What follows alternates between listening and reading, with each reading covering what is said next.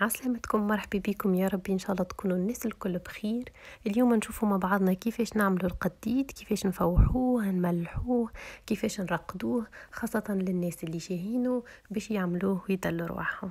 ما نطولش عليكم، يلا نشوفوه مع بعضنا.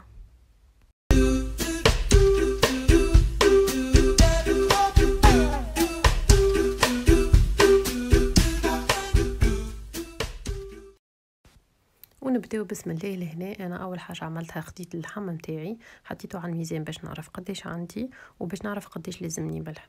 لهنا خديت لحم علوج فخذ، ما حبيتوش يكون برشا مشحم.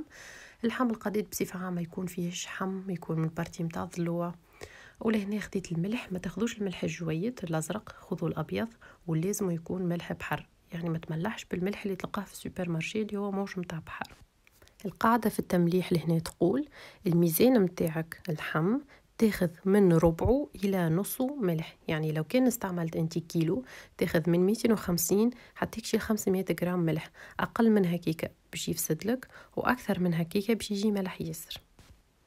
وخديت اللحم تاعي لهنا، حاولت نقصه شرايح جويدة، انا خاطر نعمل فيه لهنا في الخريف دونك الدنيا باردة، قصيته جويد.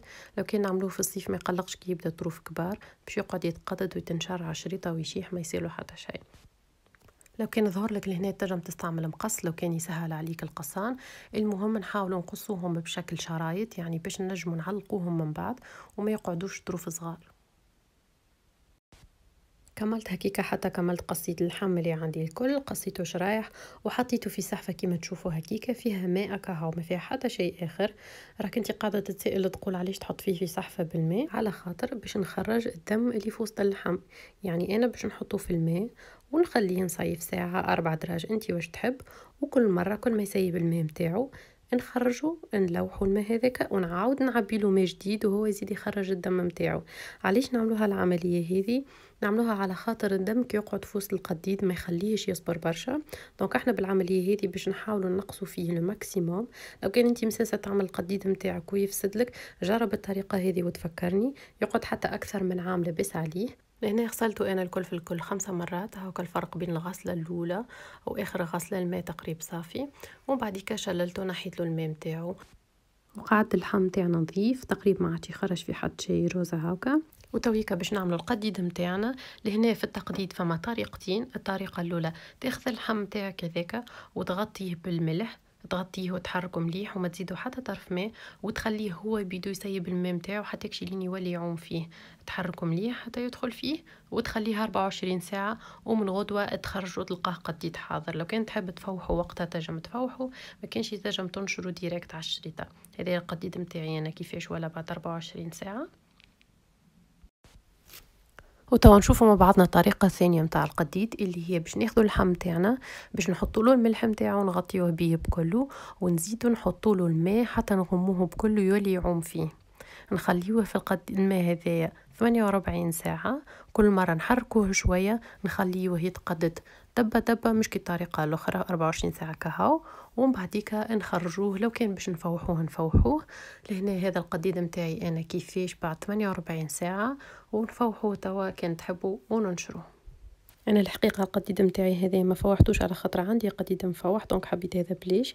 اما نعطيك لفاح متاع القديد كيفاه.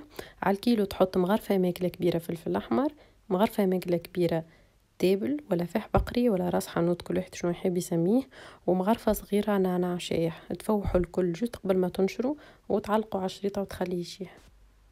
لهنا كملت لفيته بموستيكير وسكرت عليه من اللوطه باش ما يدخل حتى ذبانه ولا حتى شيء، وخرجته حطيته في البالكون. هذا هو منظره كيفاه. جاتنا جمعه مطر تبارك الله، الطقس مسحب كما تشوفوا فيه، وخليته شاح على راحته، ما جاته حتى ذبانه على خاطر كانت تفكروا نحينا له اغلب الدم اللي فيه. وخليته شاح عمل 10 ايام على خاطر الطقس كما قلت لكم مطر. ينجم يشيح في اقل من هكيكه. هذا الريزولتا نتاعو كيفاه في الاخر. كمل شاح، هبطته انا يابس من برا، معناها ماهوش يتكسر كي تحسوا كي تميلوا هكا من الجناب طري شويه، اما شايح من برا امور مريقله. خديت الدبوسه نتاعي لهنا هذه باللار، وباش نقص القديد متاعي طروف متوسطين. لهنا هو القديد في وسطه تشوفوه ماهوش شايح على الاخر يابس يكسر السنين. كملت قصيته الكل ورصيته في الدبوسة بالنار هذيكي. ومن بعديك جبت زيت التونس اللي انا استعملت، انت تحب تستعمل الزيت اللي يساعدك تستعمله، وغطيته الكل بالزيت ورصصته في وسطه. وهذا هو القديد متاعي انا لهنا حضر. ولهنا شفنا مع بعضنا كيفاش نقصوا القديد، نملحوه نفوحوه ونخبيوه. هذا القديد متاعي اللي انا ديجا عملته المره الاخرى مفوحه غامق. ولهنا عندي القديد اللي عملناه مع بعضنا. شفتوا قد سهل وتجمو تعملوه، خاصه لو كان شاهينه، وخاصه لو كان عايشين برا وتحبوا تشموا ريحه البلاد. هذه هي الروسيت وكيفاش نعملوها. ان شاء الله يا ربي نفعتكم بحاجه، وربي معكم.